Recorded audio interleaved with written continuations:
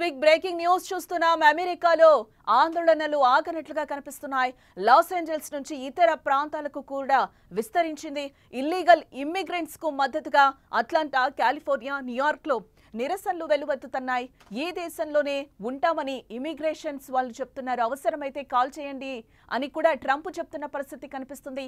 Rubber bullets తో కాల్పులు జరుపుతున్న నేషనల్ గార్డ్స్ గా కూడా అక్కడ కనిపిస్తుంది. అగ్నిగుండంగా లాస్ ఏంజల్స్ మారిపోయిందని చెప్పుకోవచ్చు. సిటీలో ఉద్రిక్త పరిస్థితులు నెలకొన్నాయి. వాహనాలకు నిప్పు పెట్టి ఆందోళనకారులు అక్కడ బీభత్సం సృష్టిస్తున్నారు. అమెరికా అట్టుడికిపోతోంది.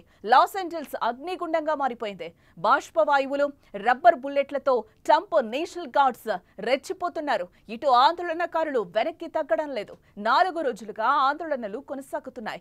మేమే ఈ దేశంలోనే ఉంటాం, అక్రమంగా మేమేం అమెరికాలో లేం, అన్ని హక్కులు ఉన్నాయని ఇల్లీగల్ ఇమిగ్రెంట్స్ అంటే గెట్ అవుట్ మై కంట్రీ అంటూ ట్రంప్ అంటున్నారు. బరిలోకి దించిన నేషనల్ గార్డ్స్ కు ఇప్పటికే ఫుల్ పవర్స్ ఇచ్చేశారు. ఆందోళనలను అణిచివేసేలా ఆదేశాలు వారికి అందాయి. దీంతో నిరసనకారులపై దళాలు కర్కశంగా ప్రవర్తిస్తున్నాయి. మాట వినకపోతే రబ్బర్ బుల్లెట్స్ తో కాల్పులు జరుపుతున్నారు. నిరసనకారులు కూడా వెనక్కు తగ్గడం లేదు. నేషనల్ గార్డ్స్ పై ఎదురు తిరుగుతున్నారు. పోలీసుల వాహనాలపై దాడులు చేస్తున్నారు. రోడ్లపై వాహనాలకు నిప్పు పెట్టి బీభత్సం సృష్టిస్తున్నారు. ఇండియన్ స్టూడెంట్ చేతులు వెనక్కి విరిచి సంకెళ్లు వేసి దేశ బహిష్కరణ తీరుపై ఆగ్రహావేశాలు వ్యక్తమవుతున్నాయి.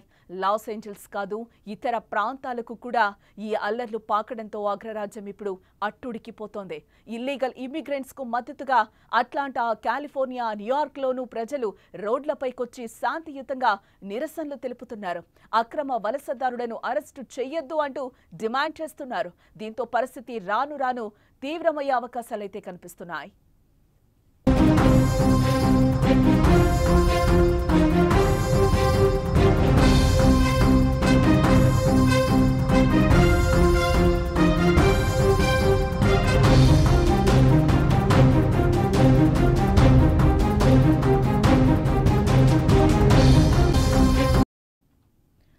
గత శుక్రవారం immigration and customs enforcement ICE ఏజెంట్లు నగరంలో విస్తృత దాడులు చేపట్టారు.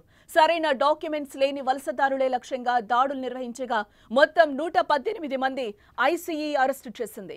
అరెస్టు నేపథ్యంలో వలసదారుల్లో భయంతో పాటు ఆగ్రహాన్ని రేకెత్తించాయి.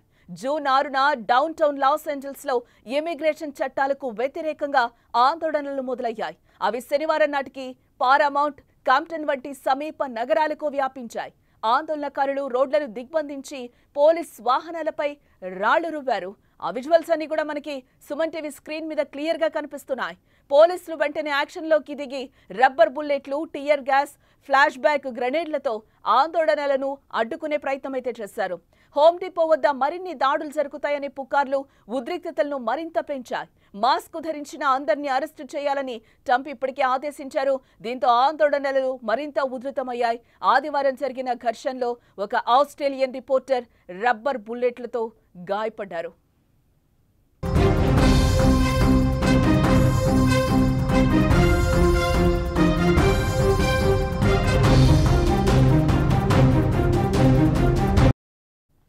ట్రంప్ నేషనల్ గార్డ్ ను మోహరించడంతో ఇది రాజకీయంగానూ రచ్చరేపింది. Governor Newsom, mayor Bass Trump చర్యలను వ్యతిరేకిస్తూ ఇది చట్టవిరుద్ధమని, రెచ్చగొట్టే చర్య అని విమర్శించారు. మరోవైపు ఆందోళనలను సద్దుమణిగేలా చేసేందుకు 2000 మంది నేషనల్ గార్డ్స్ ను ట్రంప్ కార్యవర్గం సిద్ధం చేసింది. ఇప్పటికే దీనిపై లాస్ ఏంజల్స్ స్థానిక నాయకత్వం తప్పుబట్టినట్లుగా తెలుస్తోంది. నేషనల్ గార్డ్స్ ను యాక్షన్లోకి దింపడం చట్ట విరుద్ధమని ఖండించింది.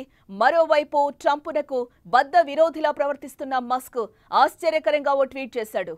లాస్ ఏంజల్స్ నేషనల్ గార్డులను రంగంలోకి దింపాలనే ట్రంప్ నిర్ణయాన్ని సమర్థిస్తూ ఎక్స్లో పోస్టులు పెట్టాడు.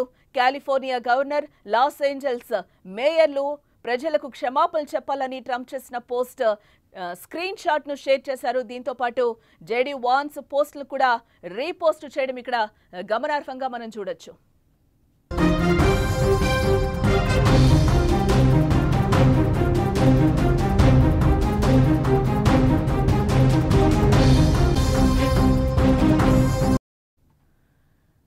మనం చూస్తున్నాం అమెరికా అట్టుడికిపోతుంది. లాస్ ఏంజల్స్ అగ్నిగుండంగా మారిపోయిందని చెప్పొచ్చు. ఇటు బాష్ప వాయువులు, రబ్బర్ బుల్లెట్లతో ట్రంప్ నేషనల్ గార్డ్స్ రెచ్చిపోతున్న పరిస్థితి అక్కడ క్లియర్ గా మనకు కనిపిస్తుంది. ఇటు ఆందోళనకారులు వెనక్కి తగ్గడం లేదు. 4 రోజులుగా ఆందోళనలు కొనసాగుతూనే ఉన్నాయి. మేమే ఈ దేశంలోనే ఉంటాం, అక్రమంగా మేమేం అమెరికాలో లేం, అన్ని హక్కులు ఉన్నాయని ఇల్లీగల్ ఇమిగ్రెంట్స్ అంటే గెట్ అవుట్ మై కంట్రీ అంటూ కూడా ట్రంప్ అంటున్న పరిస్థితి కనిపిస్తుంది. అక్కడ బరిలోకి దించిన నేషనల్ గార్డ్స్ కు ఇప్పటికే ఫుల్ పవర్స్ ఇవ్వడం జరిగింది. ఆందోళనలను అణచివేసేలా ఆదేశాలు వరకు అందాయి. దీంతో నిరసనకారులపై దళాలు కర్కశంగా ప్రవర్తిస్తున్నాయి.